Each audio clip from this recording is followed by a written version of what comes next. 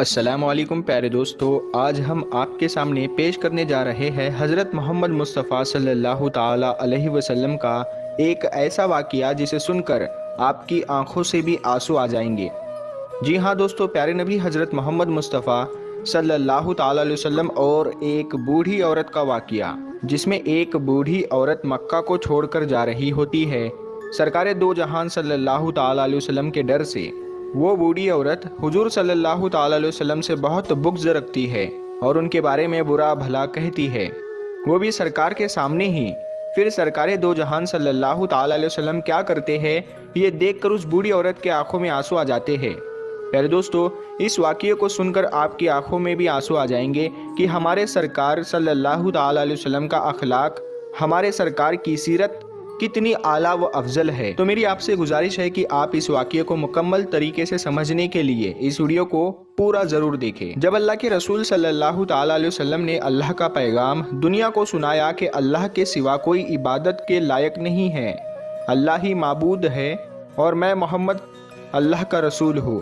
تو یہ سن کر مکے والے اللہ کے رسول صلی اللہ تعالیٰ علیہ وسلم پر ظلم کرنے لگے، ان کی توہین کرنے لگے، کوئی پتھر مارنے لگا، کوئی جادوگر کہنے لگا۔ لیکن اللہ کے رسول صلی اللہ تعالیٰ علیہ وسلم اللہ کے دین کے لیے ہر دکھ تکلیف کو برداشت کر کے اللہ کے دین کی تبلیغ کر رہے تھے۔ ایک دن آپ حضرت محمد مصطفیٰ صلی اللہ تعالیٰ علیہ وسلم نے دیکھا کہ ایک بوڑھی عورت اپنا سامان باندھ کے اپنے دروازے پر بیٹھی ہوئی تھی، اور اس نے سنا تھا کہ مکے میں کوئی جادوگر آیا ہے، وہ جس سے ملتا ہے اس کا دین چھین لیتا ہے۔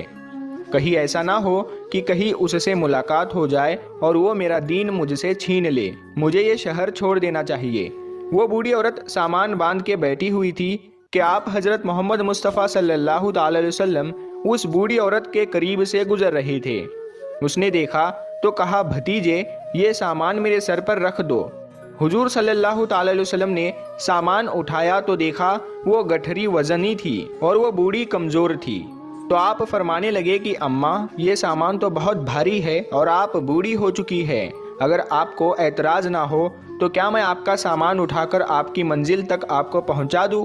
تو وہ بوڑھی عورت آپ صلی اللہ تعالی علیہ وسلم سے مسکرا کر کہنے لگی، اے نوجوان، اس سے بڑی مہربانی کیا ہوگی؟ تو اللہ کے رسول صلی اللہ تعالی علیہ وسلم نے اس بوڑھی عورت کا سامان اپنے کندھے پر اٹھائے اس کے ساتھ چلنے لگے۔ ابھی آپ صلی اللہ تعالی علیہ وسلم اور وہ بوڑھی عورت ساتھ ساتھ چل رہے تھے،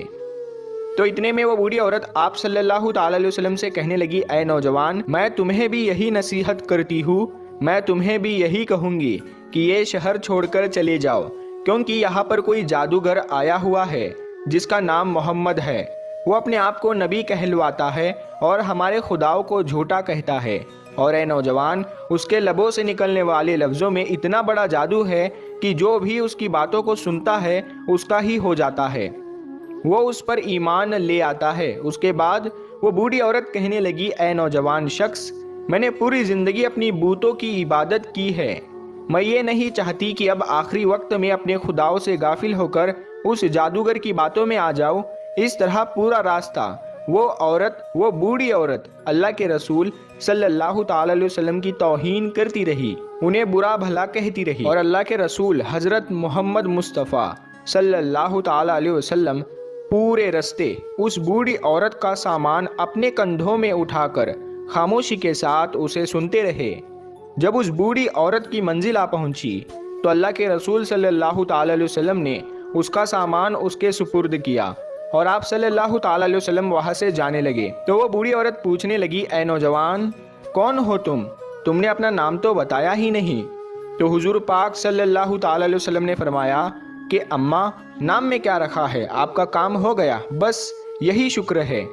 پھر سے وہ بوڑھی عورت کہنے لگی، نہیں، تم مجھے اپنا نام بتاؤ، میں اپنے گھر والوں کو بتاؤں گی کہ ایک نوجوان شخص مجھے ایسا بھی ملا تھا جس نے میری مدد کی۔ تو اللہ کے رسول صلی اللہ تعالی علیہ وسلم نے فرمایا، اے اماں، پورا راستہ جس محمد کی تم توہین کر رہی تھی، جسے تم برا بھلا کہہ رہی تھی، وہ محمد رسول اللہ میں ہی ہوں۔ اس بوڑھی عورت نے جیسے ہی آپ کے چہرے کا نور اور آپ کے اخلاق کو دیکھا تو وہ آپ صلی اللہ تعالیٰ علیہ وسلم کے قدموں پر گر گئی اور کہنے لگی میں نے اپنی پوری زندگی میں آپ جیسا شریف اور نیک انسان نہیں دیکھا۔ آپ کے چہرے کا نور بتاتا ہے، آپ کا اخلاق یہ گواہی دیتا ہے کہ آپ کبھی جھوٹ نہیں کہیں گے۔ اگر آپ یہ فرما رہے ہیں کہ آپ اللہ کے رسول ہیں تو یقیناً یہ سچ ہوگا۔ آپ مجھے معاف کیجئے گا۔ اور اسی وقت وہ بوڑھی عورت آپ صلی اللہ تعالیٰ علیہ وسلم کی نبوت کی گواہی دے کر کلمہ پڑھ کر مسلمان ہو گئی، اور وہ عورت واپس آ کر مکے میں آ کر رہنے لگی۔ سبحان اللہ۔ تو پیارے دوستو، یہ ہے رسول اللہ صلی اللہ تعالیٰ علیہ وسلم کا اخلاق، یہ ہے رسول اللہ صلی اللہ تعالیٰ علیہ وسلم کی سیرت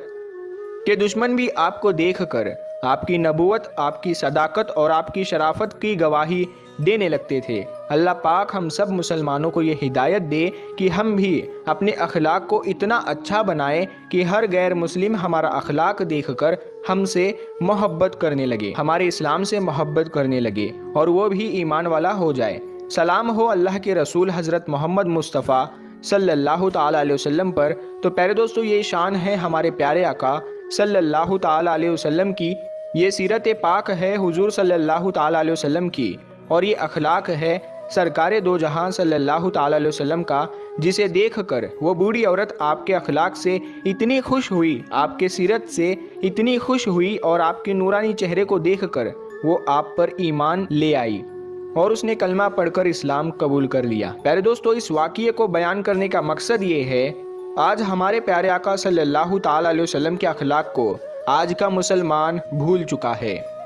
آج ہمارے پیارے آقا صلی اللہ تعالیٰ علیہ وسلم کی سیرت پر اگر ہم عمل کریں تو ہم بھی لوگوں میں محبت قائم کر سکتے ہیں اور لوگوں کو اسلام کی صحیح معلومات بتا سکتے ہیں کہ اسلام ایک امن پسند مذہب ہے، اسلام ایک محبت والا مذہب ہے۔ اسی لیے پیارے دوستو، ہمارے پیارے آقا صلی اللہ تعالیٰ علیہ وسلم نے یہ سب باتیں لوگوں تک پہنچائی تاکہ لوگ اس پر عمل کر کے اسلام کو سمجھ سکے کہ اسلام حقیقت میں ہے کیا۔ پیارے دوستو، قربان جائے ہم ہمارے پیارے آقا صلی اللہ تعالیٰ علیہ وسلم پر کہ جنہیں دیکھ کر دشمن بھی ان کی صداقت، ان کی شرافت اور ان کی نبوت کا اقرار کرتے تھے